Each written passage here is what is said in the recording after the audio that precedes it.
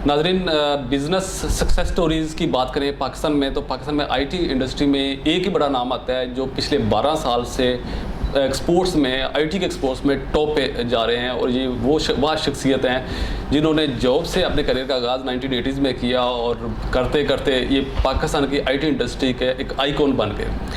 जी हाँ, आपके ज़हन में आ गया होगा, इनको पाकिस्तान का बिल गेट्स भी कहा जाता है। कि नेटसोल के CEO सलीम गौरी साहब, अस्सलाम वालेकुम सर। वालेकुम सलाम।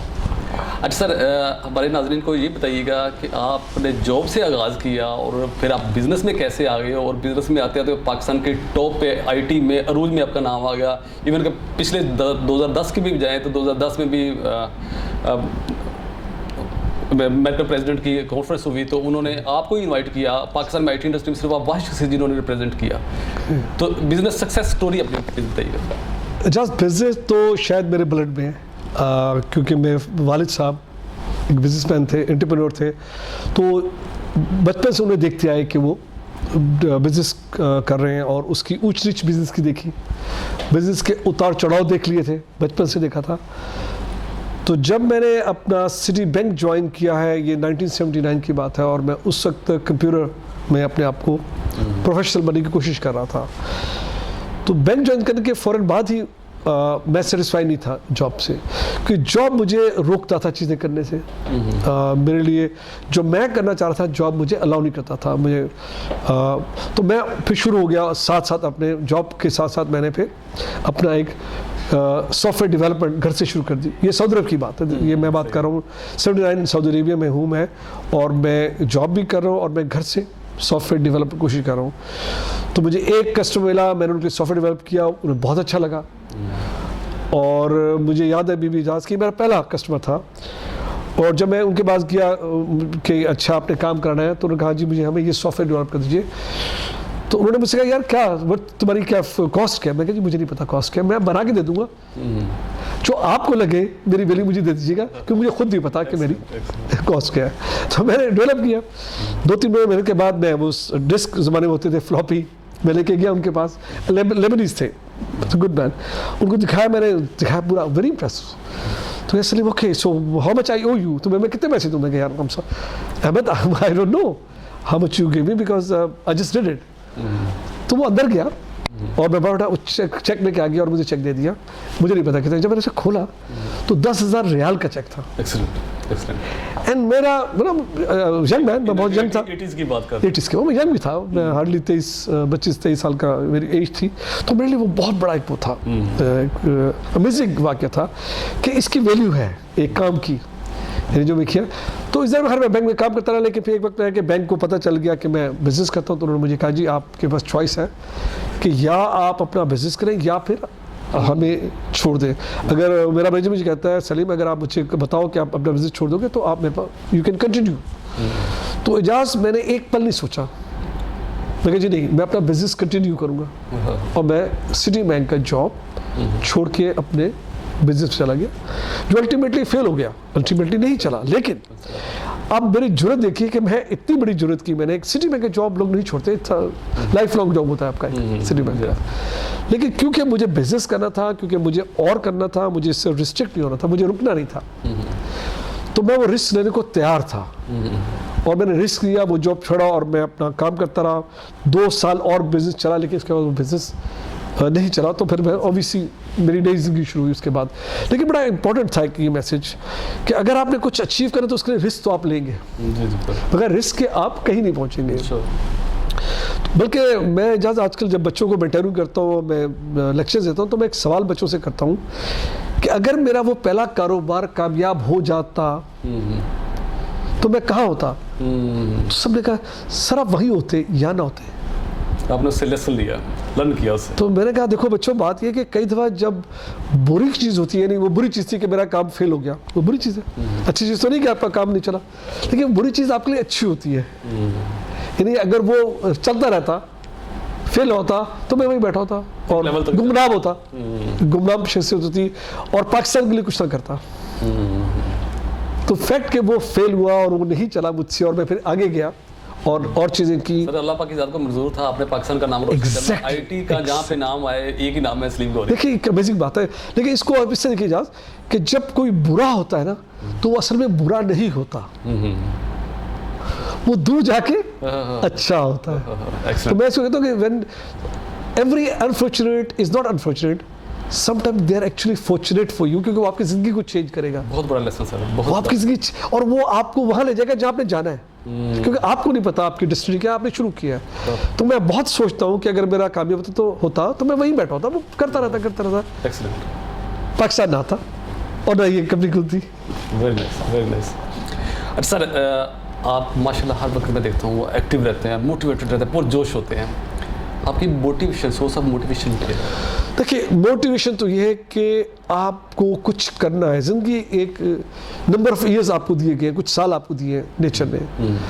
आप में उसमें क्या कैसे गुजारेंगे ज़िंदगी कि आपको कुछ लगे कि आपने कुछ अचीव किया। ज़िंदगी इस अबाउट कि आपने, और अचीवमेंट कोई बड़ी नहीं है, ज़रूरी नहीं कि आपको बिल गेट्स लोग कहें। मैं बताऊँ आपको, बिल गेट्स तो अभी लोगों ने नाम दिया कुछ साल पहले, उससे पहले भी मैं खुश रहता था। मैं छोटी चीज़ों में बहुत खुश हो जाता हूँ, मैं छोटी कामयाबी लेके चलता हूँ, आई एंजॉय। तो मेरे लिए सक्सेस कोई बड़ी वो नहीं है, मेरी सक्सेस तो मैंने कुछ चीज़ की, वो हो गई, मैं खुश हूँ। तो ये जो आप देखते हैं जिसकी आप बात करें वो उसी से आती है कि आप ज़िंदगी में हर वक्त आप बहुत बड़ा ना देखें, ख्वाब बड़े अच्छे हैं, होने चाहिए, लेकिन आपके प्लान छोटे होने चाहिए। उन छोटे प्लान को आप करते जाइए, अगला बनाना अचीवेबल है वो छोटी सी, क्योंकि अगर आप बहुत बड़ा माइलस्टोन रखेंगे और वो नहीं होगा तो आप रह गए, आप गए, आप आपने अपने आप से कहा कि मैं फेलियर हूँ, आपने कामयाब नहीं हुए, वो सही नहीं है। लेकिन अगर आपके छोटे माइलस्टोन है, छोटा आपने रखा है अपना कि यार मैं ये कर लेता हूँ, वो हो जाए तो खुश हो जाइए, बी हैप्पी। उसके बाद 2 दिन बाद दोबारा शुरू कीजिए, 2 दिन जरूर खुश रहिए। बहुत ज़रूरी है ज़िंदगी के लिए कि आप अपना और ऐसा बढ़िए। देखिए भागेंगे गिर जाएंगे। मैं लोगों से पूछता हूँ कि यार ये जो आईफिल टावर है ये क्यों नहीं गिरा, 100 साल से ऊपर हो गया, क्यों? उसकी वजह मैंने उसका बेस बहुत बड़ा है। आपकी बेस स्ट्रॉन्ग होनी चाहिए। आप इसको खड़ा कर दीजिए ऐसा, आप इसको यूँ रखिए तो ये ज़्यादा बर्दाश्त कर लेंगे। बेस सर टाइम से बनती है। Excellent example sir. बेस में टाइम लगेगा, बेस एक दिन में नहीं बनेगी। तो जितना आप टाइम दें अपने कारोबार को और कोशिश करें वो लंबा खींचे। बल्कि कई दफ़ा मैंने ये भी कहा, लोगों ने बुरा माना कि जल्दी कामयाबी बुरी है आपके लिए। अगर आपको कामयाबी जल्दी मिल गई तो आपके लिए बुरी है, क्योंकि आप उसके आदी हो जाएंगे, फिर आपको मुश्किल आएगी तो आपको समझ नहीं कि मैं क्या करूं। लेकिन अगर आप शुरू में टाइम मिल गया, मुश्किल ऐसा तो आप अच्छे स्ट्रॉन्ग हो जाएंगे। तो आगे चल के जब आपको कामयाबी मिलेगी तो वो फिर सस्टेनेबल होगी, आपका बेस बन गया होगा। अच्छा सर ये गाइड कीजिएगा कि जिस तरह से आप प्रमोट हुए, आगे निकले, पाकिस्तान में एक नाम कमाया, तो क्या प्रिंसिपल से जिनको आपने फॉलो किया ताकि हमारे नाज़रीन को, हमारे स्टूडेंट्स को आज को उसको मैसेज मिले कि क्या प्रिंसिपल जिससे बंदा कामयाब होता है? देखिए एक तो आपकी नीयत का बड़ा अमल है आपके रिजल्ट पे कि आपका रिजल्ट क्या निकला, कि आप किस नीयत से कोई चीज़ कर रहे हैं। अब मेरी नीयत ये है कि मैं ऐसा IT इन्वायरमेंट क्रिएट करूँ जो ग्लोबल पाकिस्तान को रिप्रेजेंट करे, यानी पाकिस्तान नाम दुनिया में हो। ये मेरी नीयत है, ये मेरी नीयत थी। तो मैं उसको लेके निकला हूँ। मुश्किल भी आई, लेकिन कुदरत रास्ते खोलती गई, क्योंकि कुदरत को शायद मेरी नीयत अच्छी लगी। एक दूसरा, लोगों का बहुत ख्याल कीजिए, जो टीम बनाइए उसको बहुत ज़्यादा इम्पोर्टेंस दीजिए और उनकी केयर कीजिए, क्योंकि आपको नहीं पता कि उनमें से किसका वसीला आप है, कौन, बल्कि वो आपका वसीला बन गया। यानी शायद आपका बिजनेस बढ़ रहा है क्योंकि वो आपके पास है, अगर वो आपसे चला गया तो शायद आपका बिजनेस ना चले। ये बहुत इंपॉर्टेंट रियलाइजेशन लाइफ की, कि जो लोग आपके साथ उनकी रिस्पेक्ट कीजिए, उनकी जो उनका बनता हक वो दीजिए। Very nice. एक दिन मेरे आए HR मैनेजर मेरे पास, एजाज, हम एक सीनियर पर्सन हायर करते, काफ़ी पुरानी बात है। तो मैंने पूछा यार वो हायर कर लिए? हाँ जी हायर कर लिए, लेकिन मैंने बड़ा कमाल किया। मैंने क्या कमाल किया? जी वो तो 3 लाख मांगते, मैंने 2.5 लाख में बना लिया उन्हें। तो मैंने कहा यार बहुत बुरा किया आपने, पैसे बचाए। मैंने कहा नहीं, आपने पैसे बचाए। मैंने कहा उस शख्स के ज़हन में अपनी एक वैल्यू थी, उसके ज़हन में एक था कि मैं 3 लाख, और उसने अपना एक ज़िंदगी बनाई। अब मजबूरी में उससे आपकी बात तो मान ली, लेकिन वो खुश नहीं रहेगा आपके पास, वो कभी खुश नहीं रहेगा। वो 2.5 लाख का ही देगा आपको 3 लाख वाला काम नहीं देगा, जो उसकी असल वैल्यू है। इनर हैप्पीनेस नहीं उसको होगी। तो मैंने कहा आप जाइए वापस, उससे जो वो मांगा था उस पर लेके आए, फिर देखिए वो क्या करते हैं। Excellent sir, excellent. तो लोगों की इजाज़त, जब आप बेशक वो 10,000 का बंदा है या 4 लाख का है, 10,000 वाले को 10,000 की वैल्यू दीजिए आप, उसको 8 मत दीजिए।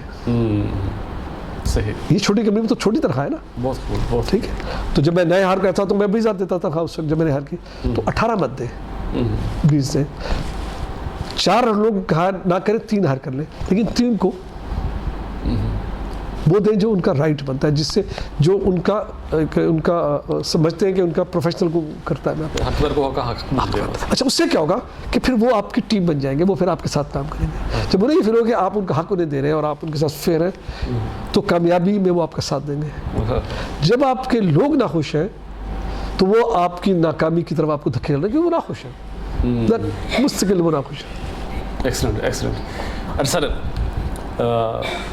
अगर आप कभी डीमोटिवेट हो जाते हैं तो किस तरह से मोटिवेशन आपको मिलती है? फिर हर इंसान की ज़िंदगी में डीमोटिवेट समटाइम्स हो जाता है। देखिए, सबसे बड़ा चैलेंज हमारा लोग है। ये सवाल इस तरह भी करते हैं, किसी मुझसे कहा जी आप कारोबार बड़ा कामयाब हुआ, तो इस कारोबार में आपका सबसे बड़ा चैलेंज क्या है? आप जब देखते हैं कस्टमर है या पैसे है, मैं कहा जी पीपल। मैं कहा जी सबसे बड़ा मेरा चैलेंज लोग, यानी पीपल। ओके, अच्छा चलो ठीक है। सेकंड चीज़ बताइए, सबसे इसके बाद सबसे इंपॉर्टेंट सेगमेंट एलिमेंट क्या है? मैं कहा पीपल। अच्छा चलो हो गया जी। अब तीसरा बताइए कि सब तीसरे नंबर पे सबसे इंपॉर्टेंट एलिमेंट क्या है?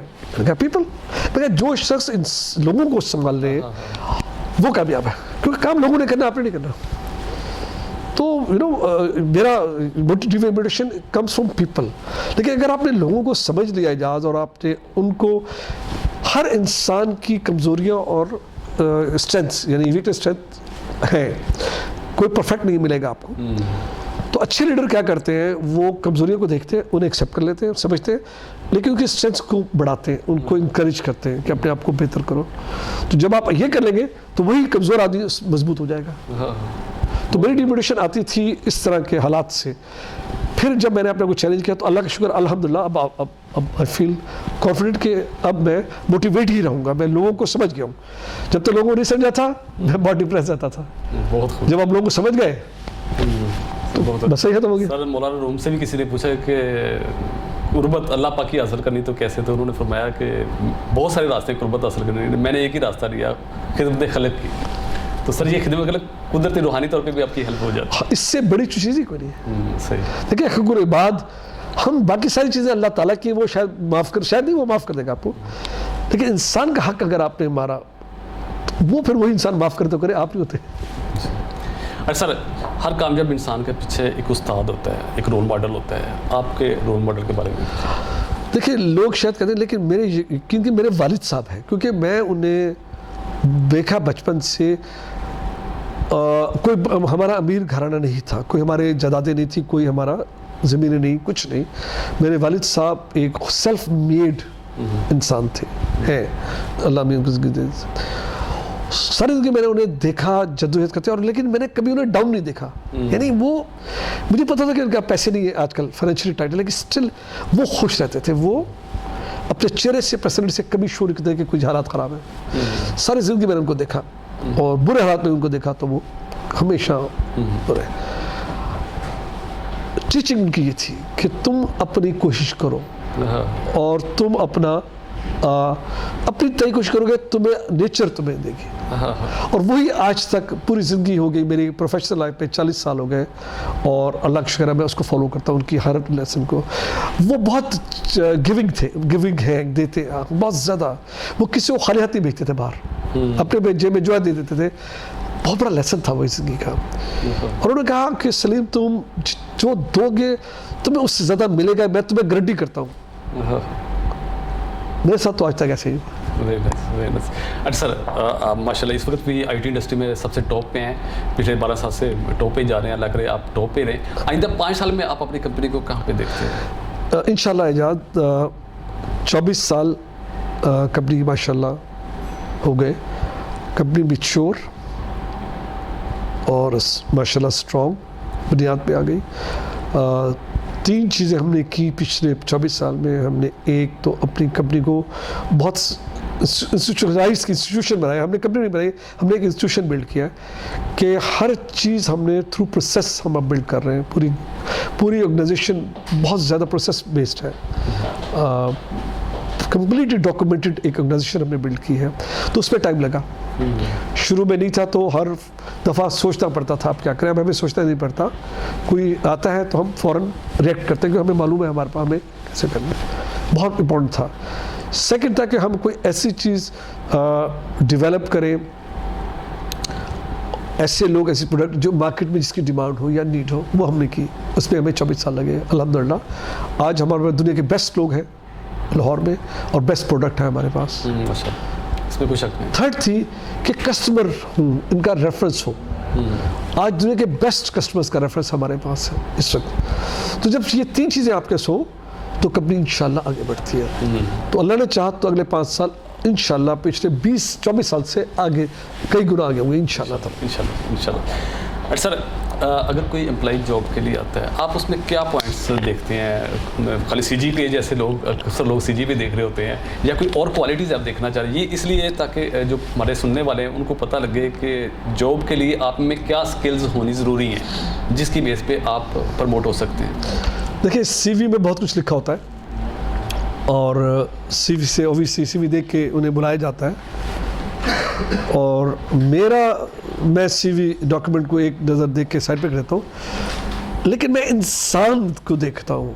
I look at the person, मैं पर्सन को देखता हूँ, मैं उसकी आंखों को देखता हूँ, मैं उसकी फिजिकल एट्रीब्यूट्स को देखता हूँ, उसकी क्या, उसमें हंगर कितनी है, उसका पैशन कितना है, उसमें अपना सेल्फ कॉन्फिडेंस कितना है। ये 3-4 चीज़ें जिसमें होती है ना, वो फिर कामयाब हो जाता है। वो अगर उससे टेक्निकल वीक भी है तो वो स्ट्रॉन्ग हो जाता है क्योंकि वो फिर सीख सकता है।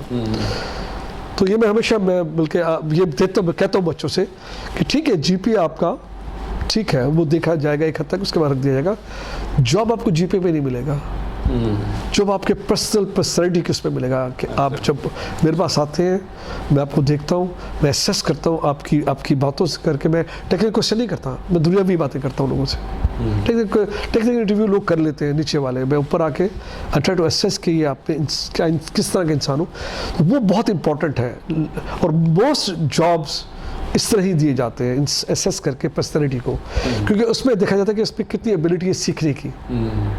सीखना सिर्फ टेक्निकल नहीं है, आपने लीडर भी बनना है, आपने मैनेज भी करना है, आपने इंसानों से डील करना है, आपकी पर्सनल रिलेशनशिप कैसे होंगे आप, वो सब देखा जाता है। तो पूरा एक बैलेंस पैकेज कंपनीज देखती है, सिर्फ GPA या CV नहीं देखती।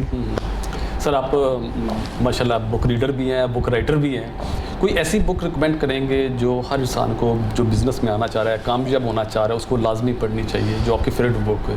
मैं बिजनेस से पहले मैं हर पेरेंट्स से कहूँगा और कि अपने बच्चों को एक बुक पढ़ाइए, रिच डैड पुअर डैड। ये किताब है, ये मैंने 15 साल पहले पढ़ी थी और आज भी उतनी ही वैलिड है। रिच डैड पुअर डैड एक किताब है, जिंदगी भर के कहा अपनी लाइफ आपने कैसे बिल्ड करनी है। और इसमें फाइनेंशियल बड़ा इंटरेस्टिंग उसे बताया कंसेप्ट के how do you manage, why you shouldn't spend money और why you should spend money। बड़ा इंटरेस्टिंग वो बुक है। इसी से इंसान बिजनेस को भी सीखता है, क्योंकि मोस्ट बिजनेस फेल होते हैं फाइनेंशियल मिसमैनेजमेंट से, कि जो भी आपकी फाइनेंशियल है उसको आप मैनेज से नहीं कर रहे हैं। एक ये बुक है और एक बुक है जैक वॉल्श थे GE के CEO, विनिंग। अच्छा। वो है फिर लीडरशिप पे, वो आपको बताती है how to be a good leader, what is a leader. तो मुझे ये 2 बुक्स मुझे बहुत इन्फ्लुएंस किया, 2 बुक्स हैं जिससे मैं बहुत खुश हूँ। जहाँ पे जनरल इलेक्ट्रॉनिक्स से है वो CEO थे। तो बाकी भी अच्छी बुक्स हैं, बिल्ड टू लास्ट है, गुड टू ग्रेट है, बट दे आर बुक्स जब आपने कंपनी बना ली उनको बिल्ड कैसे करना है। But these 2 books are about yourself, कि आपने फाइनेंशियली अपने आप को कैसे, बड़ी सिंपल बुक है rich dad poor dad. And winning is all about leadership. बहुत खूब सर। अच्छा सर, आप अक्सर हैप्पी रहते हैं, मैं तो जब भी आपको देखता हूँ आप हैप्पी, किसी मीडिया पे भी आ जाए, तो हैप्पीनेस की डेफिनेशन क्या है? एक्सेप्टेंस। एक्सेप्टेंस का मतलब क्या है कि मैं आपको एक्सेप्ट कर लूँ आप जैसे हैं। हाँ। जो आपकी पर्सनैलिटी है, अगर मैं एक्सेप्ट कर लूँगा तो मैं आपसे कभी अपसेट नहीं होऊंगा। सी मोस्ट हमारी अनहैप्पीनेस पता क्या आती है? हमारे रिलेशनशिप से आती है। बहुत ज़्यादा हम नाखुश, कारोबार से इतने नाखुश नहीं, हम आपस में होते हैं, चाहे वो मेरे करीबी लोग हैं, मेरे दोस्त हैं, अहबाब हैं, मेरे एम्प्लॉयज़ हैं या मेरी फैमिली है। द मोमेंट आप एक्सेप्ट कर लें उनकी पर्सनैलिटी को, आप खुश होना शुरू हो जाएंगे। You will be happy in life, क्योंकि आपने एक्सेप्ट कर लिया। उससे मुझे सलाम नहीं किया, वो मुझे खड़ा नहीं हुआ, वो मैं मुझसे मिलने नहीं आया, उससे मुझे कॉल नहीं किया। मैं कभी किसी से नहीं करता। जब कोई मुझे मिलेगा तो मैं उसी से हक से प्यार से मिलूंगा, और उसके बाद जब नहीं मिलेगा तो मैं ऐसा हैप्पीनेस बड़ा मुश्किल हो गया। हम बहुत ज़्यादा हो गए, हम नाखुश हैं क्योंकि हमें और चाहिए, हमें और आगे बढ़ना है, मुझे और चीज़ें चाहिए। ना हमें ना हासिल की हसरत है, और जो हासिल उसकी नाकदरी है, यही वजह से आप हैप्पी नहीं हो पाते। नहीं हो पाते, आप हैप्पी होंगे नहीं, क्योंकि आप कॉन्स्टेंटली अपने आप को ड्राइव कर रहे हैं। मुझे किसी ने कहा यार सलीम यार तुम ये बिज़नेस भी कर रहे हैं, क्यों करूँ मैं बिज़नेस? यार मैं काफ़ी अल्लाह का शुक्र है, अल्हम्दुलिल्लाह मैं ये कर रहा हूँ, मैंने ये अचीव कर दिया, मैं एक कारोबार और शुरू करूँ, फिर बैठ के परेशान होता रहूँ, नाखुश रहूँ कि यार उसके नंबर ठीक नहीं। मैं why would I do that? देखिए कहीं लिमिट कर लीजिए अपनी। बहुत कुछ आपको लेके नहीं जाना, उतना कीजिए जितने आपके जो जिनकी जिम्मेदारी आपके साथ, उनको आप असिस्ट कर सकें। लेकिन जब आप गोदाम भर लेंगे, बैंक भर लेंगे, वो ज़ाया हो जाएगा। आपने ज़िंदगी ज़ाया कर दी, आपने किसी के लिए कुछ ना किया, अपने लिए किया। सर कमाई वो जो दूसरों के लिए किया, आपने कमाया वो जो आपने दिया, कमाया वो नहीं जो जेब में डाल दिया। So happiness comes from giving, not from taking. देना शुरू कर दीजिए, खुश हो जाएंगे।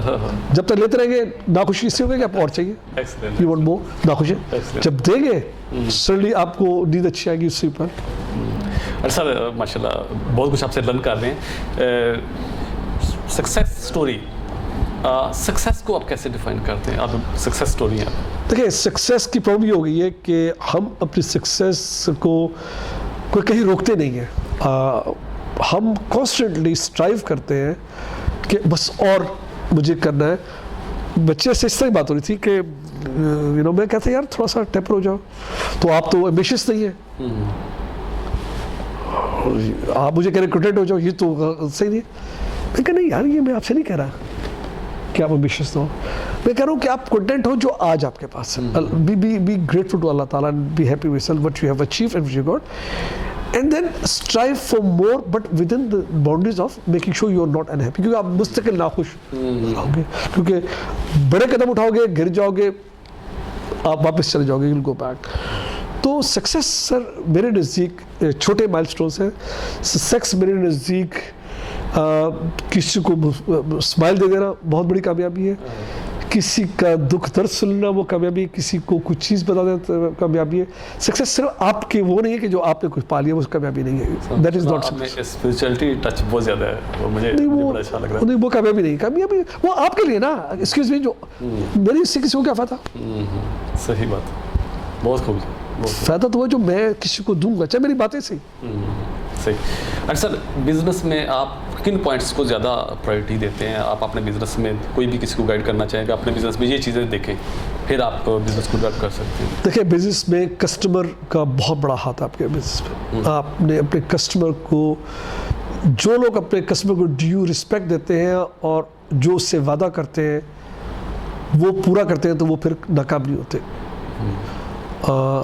पहले तो हम बड़ा कस्टमर के लिए तो जद्दोजहद करते हैं, कस्टमर मिल जाए, जब मिल जाता है तो फिर उसको रिस्पेक्ट नहीं करते, उसकी कदर नहीं करते। आपको पता है जैसा मेरा पहला कस्टमर 96 में था, पहला कस्टमर मई 96 थाने में था, मेरा वो आज भी कस्टमर है। Very nice. क्या मतलब इसका 24 साल मैंने उसको हर रोज वही सर्विस दी है जो पहले दिन उससे मांगी थी मुझसे, तो वो कहीं नहीं गया। एक्सीलेंट। आप अपने कस्टमर को, कई दफ़ा कस्टमर अनरिजनेबल भी होंगे, आप पे गुस्सा भी करेंगे, अनड्यू आप वो तंग भी करेंगे, लेकिन वो कस्टमर है।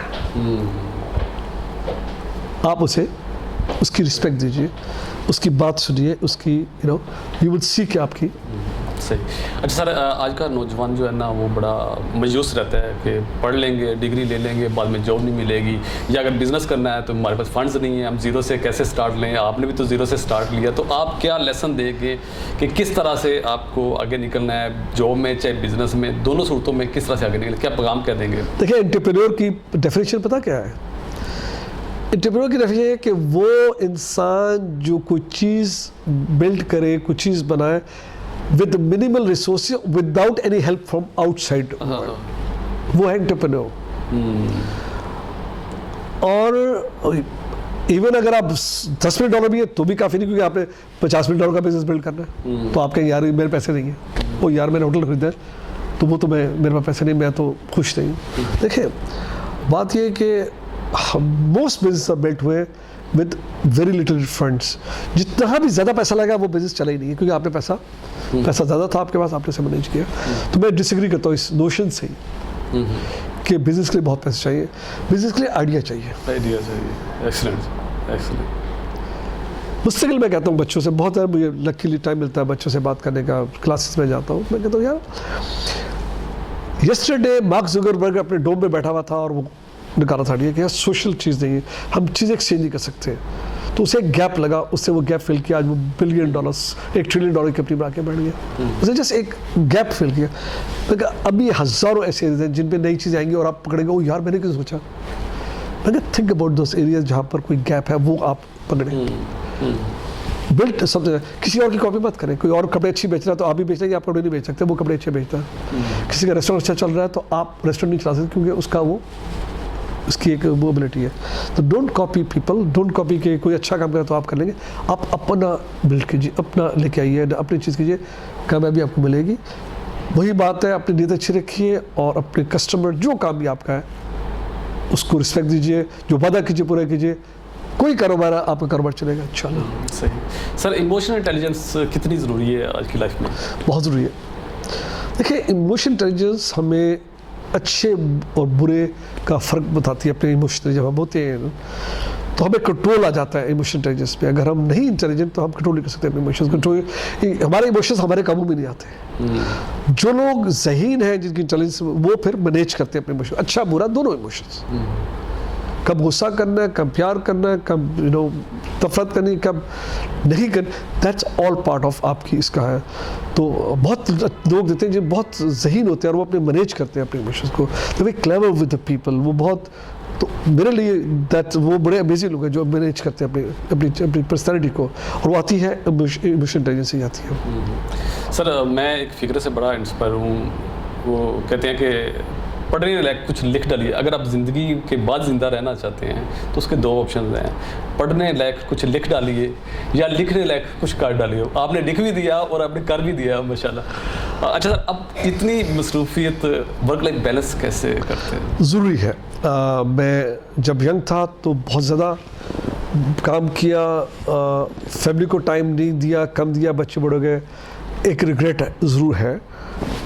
तो मैं कहूँगा लोगों से, एक बच्चा इस तरह ही महफिल में आया मेरे पास, सर मेरा प्रॉब्लम है क्या, मेरी वालदा मुझे कह रही तुम शादी कर लो। कर लो? नहीं, मुझे मिलियनर बनना है। मैं 30 से पहले, मैंने अपने आप से बता किया कि मैं 30 से पहले मिलियनर बन जाऊँगा। मैं कहता तुम्हारे कितने बहन भाई हैं? कहता मैं I am the only son. तो मैं कहा शेम हो रही, तुम्हारी माँ की ख्वाहिश है तुम शादी करो और औलाद हो और उसके में, तो मैं कहा तुम कभी आप जाओगे जब तक तुम अपनी माँ को खुश दोगे। तुम शादी कर लो, तुम देखो तुम्हारी जिंदगी कैसे बदलती है, तुम मिलियनर भी बन जाओगे। नहीं, हर पता, आई डोंट नो, मेरी बात सुनने से, लेकिन I think this is very important कि आप किस तरह वो ये बैलेंस है, वर्क बैलेंस है। अगर वो अपनी माँ की बात मानता, सुनता, आई होप कर ली उससे, तो आई बिलीव कि वो ज़्यादा कामयाब होता, वो जो उसको जो मिलती है उसको एक। सर, आपकी हॉबीज़ क्या है? मेरी हॉबीज़ जनाब, I read a lot and I watch history. मेरी अब नई लास्ट फ्यू से मैं हिस्ट्री में जा रहा हूँ। मुझे बहुत होता है कि पास्ट में कैसे हुआ। तो लकीली अब बहुत मीडिया में आ गया है, तो अवेलेबल है। तो मैं आजकल मेरा फालतू वक्त सारा दिन अब मैं पीछे जाके keep looking for historical documentaries. I love those. सही। अरे सर, लास्ट आपसे क्वेश्चन है कि सलीम गौरी नेट भी तारीफ कर रहा है, मीडिया भी तारीफ कर रहा है, पाकिस्तान ईच एंड एवरीथिंग तारीफ कर रही है। आप अपने अल्फाज में सलीम गौरी क्या है, क्या आप बताएंगे कि सलीम गौरी क्या चीज़ है? देखिए, सलीम गौरी बहुत लकी है। सलीम गौरी बहुत is a somehow chosen to be here. वो अपना इस काबिल नहीं था, ना काबिल है, ना समझता, ना होगा कभी। तो समहाउ वो एक ऐसी मुकाम पे आ गया जहाँ शायद वो खुद भी अपने आप को नहीं समझता था। तो इससे तो मैं सिलेक्शन इलेक्शन जो कह लीजिए आप, लेकिन एक सलीम गौरी को एक मौका मिला है कि आपने कहा कि कुछ लिख दे के लोग उसे पढ़ें, तो यकीनन ये एक मौका है सलीम गौरी के लिए कि ज़िंदगी में अपनी ज़िंदगी तो उसने की, लेकिन कुछ ऐसा भी करे कि लोग की ज़िंदगी बदले। और लोग जब सलीम गौरी की नाम आए तो लोग मुस्कुराएं। मेरी ख्वाहिश है, आप मेरी ख्वाहिश नहीं पूछिए, मेरी ख्वाहिश है कि जब सलीम गौरी नाम आए तो लोग मुस्कुराएं। वेरी नाइस, बहुत खूब, बहुत। सर, ये कामयाबी है कि आपको अपने बिजनेस से लव है, रोमांस करते हैं आप अपने बिजनेस के साथ। नहीं सर, ये सिर्फ बिजनेस से नहीं, इस जिंदगी से। देखिए, कहाँ मिलता है मौका कुछ करने का, तो इससे बेहतर क्या है? बहुत अच्छा। नाजरीन, मैं पूरी उम्मीद करता हूँ कि सलीम गौरी साहब की जो बिज़नेस सक्सेस स्टोरी है, इससे बंदा लर्न करके ना सिर्फ बिज़नेस में कामयाब हो सकता है, बल्कि आप ज़िंदगी में भी कामयाब हो सकते हैं। Thank you very much. अपना बहुत सारा ख्याल रखिए। अल्लाह हाफ़िज़। Thank you very much. बहुत शुक्रिया, बहुत।